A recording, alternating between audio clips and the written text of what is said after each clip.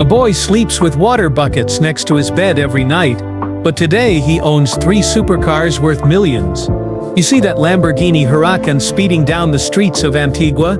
The driver is Alzarri Joseph, and 5 years ago he couldn't even afford bus fare to cricket practice.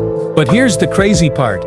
His journey to owning that $250,000 beast started with him working in a warehouse, lifting heavy boxes for 12 hours a day just to pay for his cricket gear. And trust me, what happened next will blow your mind because this story has more twists than a Bollywood movie. Let me take you back to where it all began. Alzarri Joseph was born in All Saints Village, Antigua. His dad worked construction, leaving home at 5 a.m. and coming back at 8 p.m. with hands so rough they felt like sandpaper. His mom worked double shifts as a nurse, sometimes staying awake for 20 hours straight to make ends meet. Their house was small, cramped, and had a roof that leaked every time it rained. Young Alzarri would place buckets around his bed, listening to the drip-drip sound all night long. But instead of complaining, he used those sleepless nights to dream about playing cricket for the West Indies. The family was so poor that Alzarri's first cricket bat was a piece of wood his dad cut from a construction site. His first pair of cricket shoes were hand-me-downs from a kid who had outgrown them.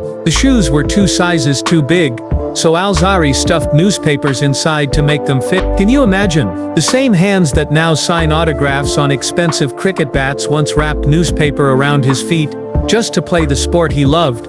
But here's where the story gets interesting.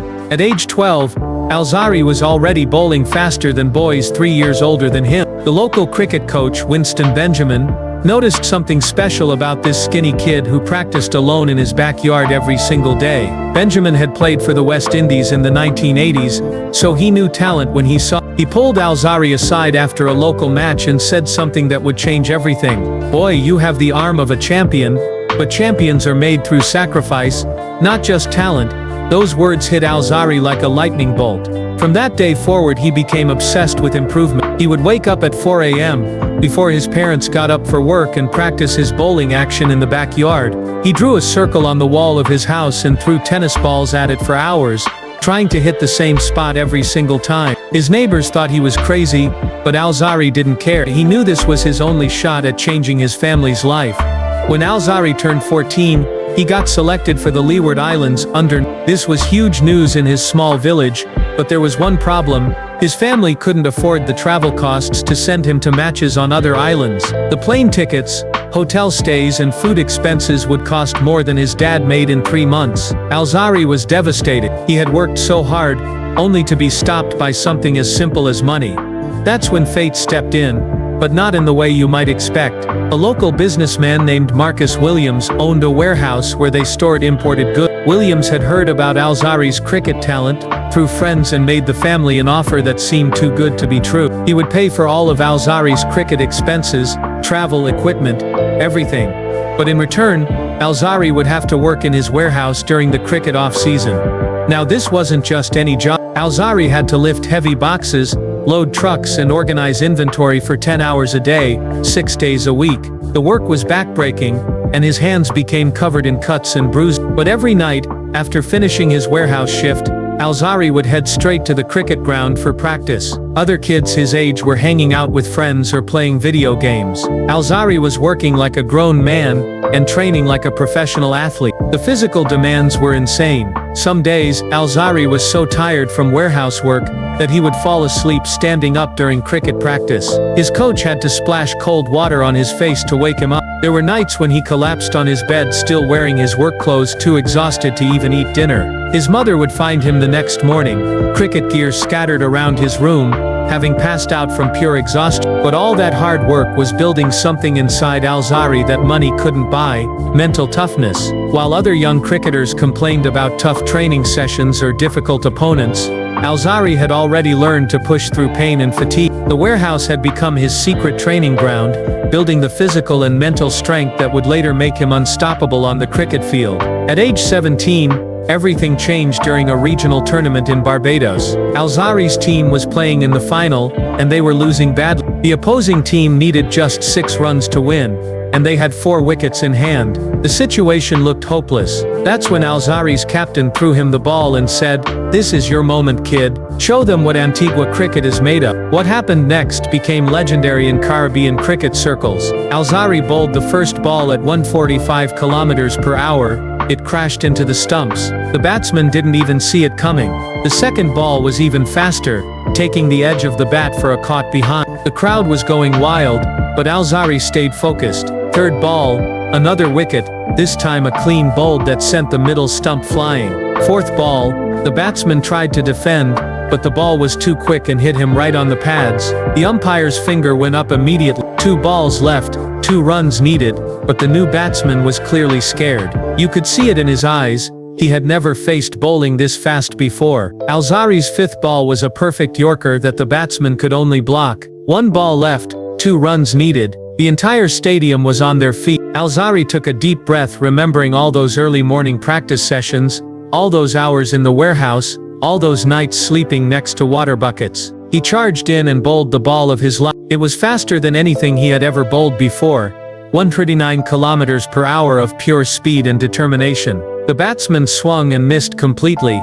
The wicket-keeper collected the ball cleanly, and Alzarri's team had won the tournament. But more importantly, there was a West Indies scout in the crowd who had just witnessed something special. He approached Alzarri after the match and offered him a spot in the West Indies under-19 squad. This was the breakthrough Alzarri had been dreaming of, but it came with new challenge. Moving to Barbados for training meant leaving his family behind, and living on a tiny allowance that barely covered basic needs. He shared a small apartment with 3 other young cricketers, sleeping on a mattress on the floor. Meals were simple: rice, beans and whatever vegetables they could afford. Phone calls home were expensive, so Alzarri could only talk to his parents once a week. The loneliness was crushing. Many nights, Alzarri would lie awake thinking about his family back in Antigua, wondering if he had made the right decision. The other boys in the squad came from more comfortable backgrounds, and had families who could visit them regularly. Alzarri felt isolated and homesick, but he used these feelings as motivation to work even harder. The 2016 Under-19 World Cup in Bangladesh became Alzarri's stage to shine. Playing for the West Indies, he was the team's leading fast bowler, taking crucial wickets in every match. In the final against India, with the West Indies needing one last breakthrough to win the tournament, Alzarri stepped up once again. He bowled a spell that cricket experts still talk about today: 4 wickets in 6 overs, including the crucial dismissal of the Indian captain. When the West Indies won that World Cup, Alzarri called his mother from the dressing room. Both of them were crying, tears of joy, relief and pride. "Mama," he said through his tears, "we did it. All those years of struggle, all those sacrifices, it was worth it." His mother could barely speak, but she managed to say, "I always knew this day would come. I'm so proud of you, son." But winning the Under-19 World Cup was just the beginning.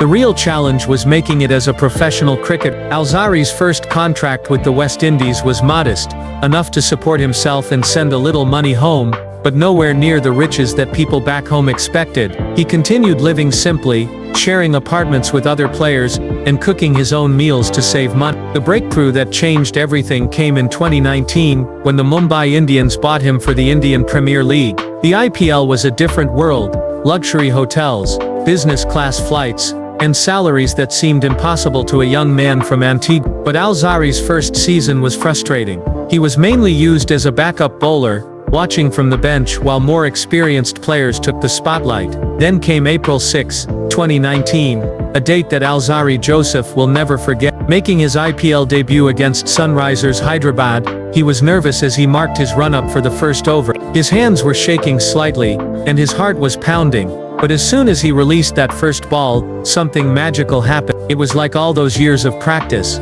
all those hours in the warehouse, all those early morning training sessions, had led to this exact moment. Over after over, wicket after wicket fell. The crowd was going crazy, his teammates were celebrating, and commentators were running out of words to describe what they were witnessing. By the end of his spell, Alzarri had taken 6 wickets for just 12 runs, the best bowling figures in IPL history. The boy who once couldn't afford bus fare had just broken a record that belonged to cricket legends. That performance changed Alzarri's life overnight. Suddenly, everyone wanted to know about the young fast bowler from Antigua. Endorsement deals started pouring in, contract offers multiplied, and for the first time in his life, money was not a problem.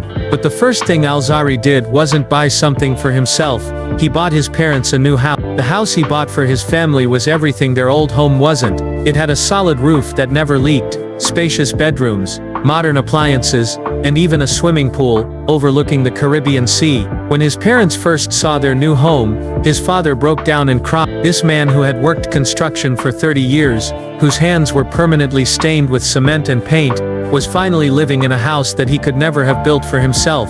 But success brought new pressures. Every match was now under intense scrutiny. Every bowling figure was analyzed by experts and fans. Social media was full of opinions about his performance, and the pressure to consistently deliver was immense. There were times when Alzarri felt overwhelmed by the expectation. The carefree young bowler, who had once played for pure love of the game, was now paralyzed by the fear of failure. This is where his warehouse experience became invaluable. Those months of lifting heavy boxes and working through physical exhaustion had taught him how to handle pressure and keep going when things got tough. While other players crumbled under the weight of expectations, Alzarri used his past struggles as motivation to push through difficult periods. His luxury lifestyle today is a testament to how far he has come. The Lamborghini Huracan in his garage costs more than his family's old house was worth. The Mercedes-Benz S-Class he drives to official events is equipped with features that seemed like science fiction when he was growing up. The BMW X5 he uses for everyday driving has more technology than his entire childhood neighborhood combined. But these cars represent more than just expensive toys. Each one is a symbol of the journey from poverty to prosperity, from obscurity to fame, from that leaking roof to luxury living. When Alzarri drives through the streets of Antigua in his Lamborghini, children stop and stare in wonder. Some of them are probably sleeping next to water buckets right now, dreaming of a better life just like he once did. His current net worth of $5 million includes smart investments beyond cricket. He has partnered with local businesses in Antigua to develop sports facilities and cricket academy. He owns real estate in 3 different countries and has a portfolio of investments that will secure his family's future long after his cricket career ends. The boy who once worked in a warehouse is now creating jobs for others in his community. But 2025 brought a harsh reminder of how quickly things can change in professional sports. Despite his impressive track record, Alzarri went unsold in the IPL auction. The same league that had made him famous and rich had now rejected him. For a moment it felt like those early days of financial struggle might return. The cricket world was shocked, and Alzarri himself was devastated. However, instead of dwelling on the disappointment, Alzarri used this setback as motivation to prove his doubters wrong. He focused on his international career with the West Indies, and continued performing at the highest level. His recent achievement of becoming the fastest West Indian to reach 50 T20I wickets proved that his talent and determination remained intact. The luxury lifestyle continues, but it's now balanced with a deeper understanding of life's uncertainties. The expensive cars are still in his garage, the beautiful house still overlooks the Caribbean Sea, and the bank account still shows millions of dollars. But Alzarri now knows that true security comes not from external wealth, but from the skills, character, and relationships he has built along the way. His story inspires thousands of young cricketers across the Caribbean and beyond. Every time he posts a photo on social media, whether it's him training in his private gym or relaxing by his swimming pool, hundreds of comments pour in from young people who see him as proof that their dreams are achievable. The luxury lifestyle serves as motivation, but his journey serves as a roadmap for others to follow. Today, at 28 years old, Alzarri Joseph represents the best of what cricket can offer. His luxury cars, expensive watches and beautiful home are the rewards of hard work and perseverance. But more importantly, his story proves that no matter where you start in life, no matter how many obstacles you face, success is possible if you're willing to work for it. The next time you see that Lamborghini speeding down an Antigua street, remember the story behind it. Remember the boy who slept next to water buckets, who worked in a warehouse to fund his dreams, who sacrificed everything for a chance at greatness. That's the real luxury, not the car itself, but the journey that made it possible. Alzarri Joseph's transformation from poverty to luxury is more than just a cricket success story. It's a testament to human resilience, the power of dreams, and the incredible things that become possible when talent meets opportunity and hard work. His luxury lifestyle today is built on a foundation of struggle, sacrifice, and an unshakable belief that anything is possible. The cameras capture the supercars, and the expensive lifestyle, but they often miss the most important part of the story, the character that was forged during those difficult early years. When young people ask him for advice, he doesn't talk about money first. He talks about the importance of hard work, staying humble, and never forgetting where you came from. Hit subscribe if this story inspired you to chase your own impossible dreams.